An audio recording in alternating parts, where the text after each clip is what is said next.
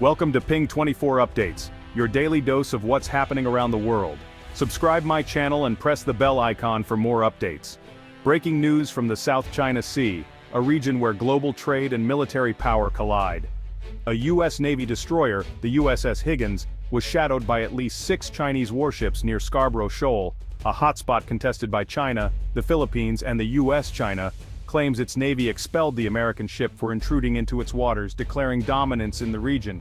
The U.S. Navy counters, insisting the Higgins was on a lawful freedom of navigation patrol and was never driven away. This isn't just a close call at sea, it's a test of American resolve and a challenge to international norms.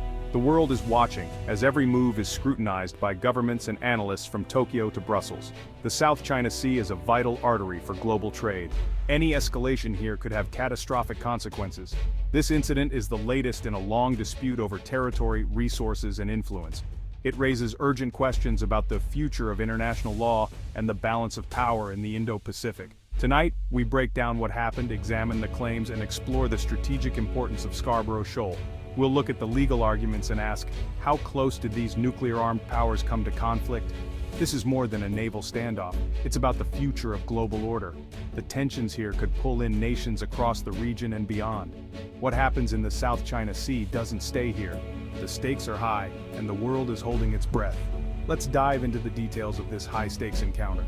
The standoff unfolded near Scarborough Shoal, one U.S. destroyer against a flotilla of at least 6 Chinese warships. China's show of force was clear: outnumber and intimidate. Beijing claims the USS Higgins trespassed and was swiftly expelled by the plan, painting itself as a vigilant guardian of its territory. This narrative is crafted for both domestic and international audiences, showcasing China's military confidence. The U.S. Navy tells a different story. The Higgins was on a routine, lawful patrol, never expelled, and completed its mission as planned. Freedom of navigation operations challenge excessive maritime claims and assert international rights. The truth likely lies in the tense choreography of naval signaling, Chinese ships shadowing, issuing warnings, the U.S. asserting its right of passage.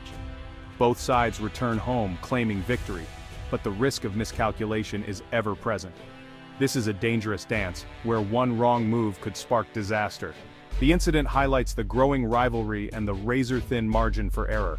2 superpowers, 2 stories, each determined to shape the narrative. The world is left to interpret the signals and wonder what comes next.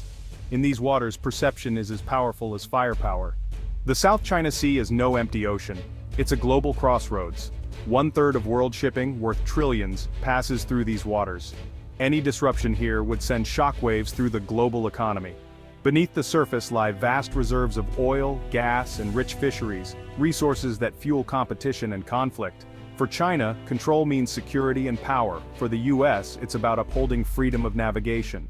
Beijing sees the sea as a defensive buffer and a way to project power outward. The US acts as a guarantor of open seas, signaling to allies it won't accept China's expansive claims. This is a contest for influence, security, and the rules that govern the world's most vital waters. The stakes are economic, strategic, and legal. Every patrol, every statement, is part of a larger struggle for the future of the Indo-Pacific. The world's attention is fixed on this maritime flashpoint. After the standoff, both sides raced to control the narrative. China's Ministry of National Defense accused the U.S. of a serious provocation, claiming the Higgins violated sovereignty and was expelled. The language was strong, China defending its territory, warning the U.S. against future patrols. This message reinforces China's image as a regional guardian and paints the U.S. as an outside agitator. The U.S. Navy's 7th Fleet quickly rebutted, stating the Higgins asserted navigational rights consistent with international law and was never driven away. The American statement emphasized freedom of navigation and a commitment to a free and open Indo-Pacific. Both sides avoided direct escalation in their rhetoric, but each positioned itself as the defender of order. China frames the U.S. as the problem. The U.S. frames itself as upholding global rules. This war of words is as critical as the maneuvers at sea. Each superpower seeks legitimacy and support, shaping perceptions at home and abroad. The battle for narrative is relentless. In this information age, words can be as potent as warships. The world is left to sift through competing claims. The struggle for influence plays out on airwaves as much as on the waves. Inside China, state media declared a triumphant victory, Chinese forces expelling the American warship. Dramatic images and headlines stoked national pride, reinforcing the government's message of strength. This coverage unites the public and distracts from domestic challenges, presenting a simple story of heroism. International media, however, offered a more nuanced view, reporting both sides' claims and questioning the Chinese narrative. Analysts noted that U.S. ships typically follow planned routes, leaving after making their point not because they're forced out. The real story, they argued, is China's long-term strategy of gray zone coercion, using intimidation short of war to normalize its control. The goal: make it so risky for others to operate here that they eventually stop coming. For the world, the concern isn't who won this encounter, but the steady erosion of international norms. Each incident raises the risk and normalizes China's assertiveness. The narrative battle shapes global perceptions and future policy. The Philippines is caught in the middle. Scarborough Shoal lies just 120 nautical miles from its coast, within its exclusive economic zone. Once a vital fishing ground, it's now blockaded by Chinese vessels, fueling resentment and economic hardship. During the standoff, Philippine surveillance likely monitored events closely, documenting Chinese actions to rally international support. As a U.S. treaty ally, the Philippines relies on American backing, but must balance assertiveness with caution to avoid escalation. Manila has taken a firmer stance, supporting U.S. patrols as a counterweight to China. Philippine vessels regularly face tense encounters with Chinese ships, while trying to resupply outposts or assist fishermen. These incidents highlight the real-world impact of the dispute: livelihoods lost, security threatened, and constant tension. The Philippines' strategy: assertive transparency and alliance building. The stakes for ordinary Filipinos are immediate and personal. The region remains on high alert, with every encounter carrying the risk of escalation. Scarborough Shoal is more than a few rocks. It's a strategic and symbolic prize. Its location forms a triangle with other Chinese holdings, offering control over vital sea lanes and the Luzon Strait. For the Philippines, it's a lost fishing ground and a source of national frustration. The shoal's surrounding seabed may hold valuable oil and gas, raising the economic stakes.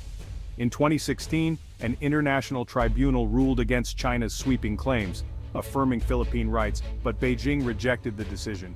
U.S. patrols near the shoal reinforced the legal ruling and challenged China's control.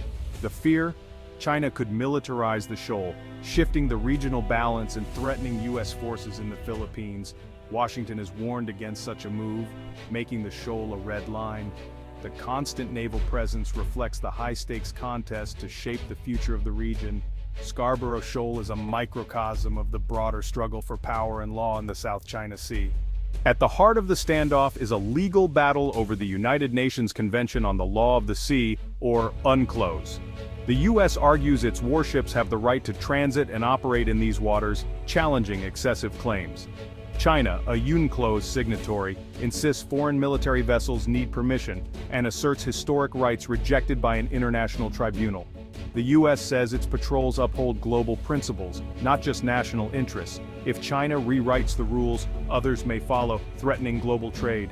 Scarborough Shoal, legally a rock, sits within the Philippine EEZ, not entitled to its own territorial sea. The U.S. and Philippines see these as international waters. China relies on its own laws and rejected claims. The standoff is a physical manifestation of this unresolved legal dispute. Each patrol is a statement about who sets the rules. The legal fight is as fierce as the one at sea. The world's maritime order hangs in the balance. The USS Higgins incident ended without violence, but the tension lingers. Standoffs like this are growing more frequent and risky, with both sides determined to prove their point. A single miscalculation could trigger a wider conflict, drawing in allies and destabilizing the Indo-Pacific. China's strategy: raise the cost for U.S. patrols, hoping to wear down American resolve. The U.S.-Philippines alliance remains a key check on Chinese ambitions, but regional players must balance security with economic ties to China. Both sides claim victory, but the core disputes remain unresolved. The world watches as the South China Sea remains a flashpoint, where warships and words collide. Until diplomacy prevails, the risk of escalation endures. The stakes are global, the consequences unpredictable. Each encounter is a reminder of the fragile peace. The next incident could change everything. The world holds its breath, hoping for restraint in these dangerous waters.